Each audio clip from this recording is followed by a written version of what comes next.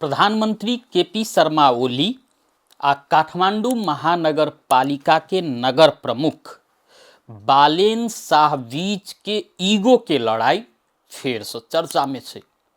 एहि ईगो के लड़ाई के सबसे बेसी चर्चा में जे पहुंचाबी छथिन ओ छथिन बालेन। बालेन सामाजिक संजाल में अत्यधिक सक्रिय रही छथिन आ हुनकर जे निर्वाचन के समय के जे याद करबै तो ओहू समय में ओ सामाजिक संजाल के केना के प्रयोग करक चाही, ओ सामाजिक संजाल के प्रयोग के अपना शक्ति के रूप में बदलने रहथिन से सब गोटे के बुझल अछि।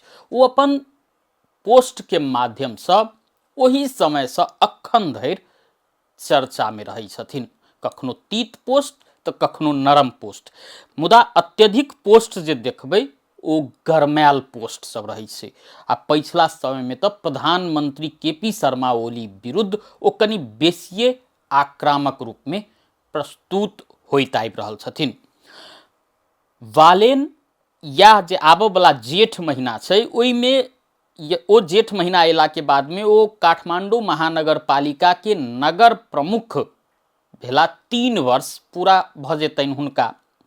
एहि 3 वर्ष के अवधि में ओ सबसे ज्यादा राज्य सत्ता विरुद्ध टकरा कर चर्चा में आयल छथिन।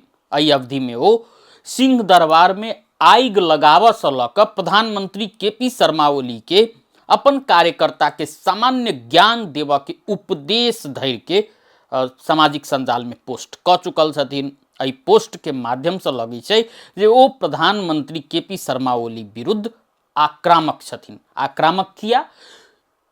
प्रमुख प्रशासकीय अधिकृत के विषय के लऽ 25 अरब से बेसी बजट रहल काठमांडू महानगरपालिका में पिछला 2 महीना से प्रमुख प्रशासकीय अधिकृत नहीं छै।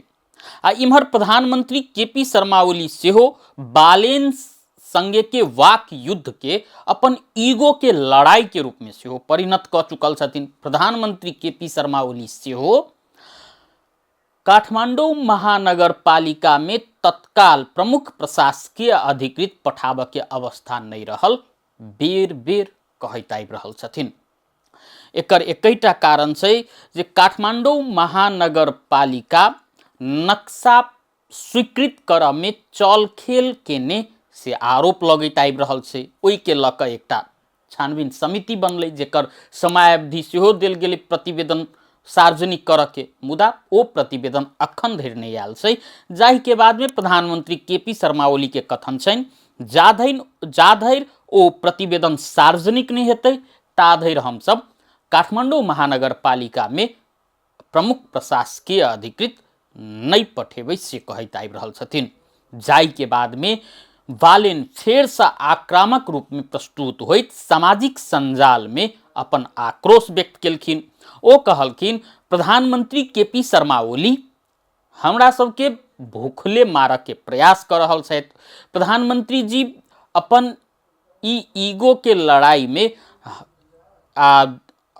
हमरा सबके नहीं मारू से कहि कऽ पोस्ट केने छथिन। संगे ओ आगा लिखने छथिन जे हमहू सब मदन भंडारी जे अहीं सबके मदन भंडारी छथि हुनके अभियान में हमहू लागल छी। ओहि क्रम में हमरा सबके जे ईगो के लड़ाई अछि अहाँ के ओहि चक्कर में देश नहीं डुबाएब से कहि कऽ आक्रोशपूर्ण अभिव्यक्ति सामाजिक संजाल में व्यक्त केलखिन। ओना बालेन के जे देखबै ई 2.5-3 वर्ष के अवधि में अपन प्रत्येक आक्रोश सामाजिक संजाल में व्यक्त करैत आबि रहल छथिन। जखन कि एकटा जनप्रतिनिधि के सामाजिक संजाल में ओ आक्रोश व्यक्त करऽ से बेसी हुनका प्रमुख प्रशासकीय अधिकृत केना पालिका में एतै तै दिस ध्यान केंद्रित करऽ के छलै।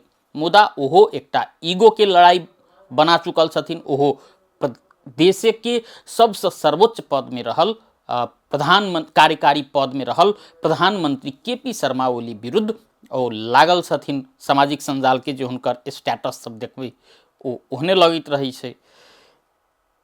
बालेन 2079 साल के स्थानीय तह निर्वाचन में 61,747 मत आनि कऽ नगर प्रमुख में निर्वाचित भेल रहथिन। ओ नेकपा एमाले के उम्मीदवार केशव स्थापित के पराजित कर नगर प्रमुख में निर्वाचित भेल रहथिन। निर्वाचित भेला के बाद में प्रधानमंत्री केपी शर्मा ओली हुनका एकटा तबला उपहार देलखिन। ओ तबला उपहार के बाद में लगले जे प्रधानमंत्री ओली आ बालेन बीच के संबंध सुमधुर छै।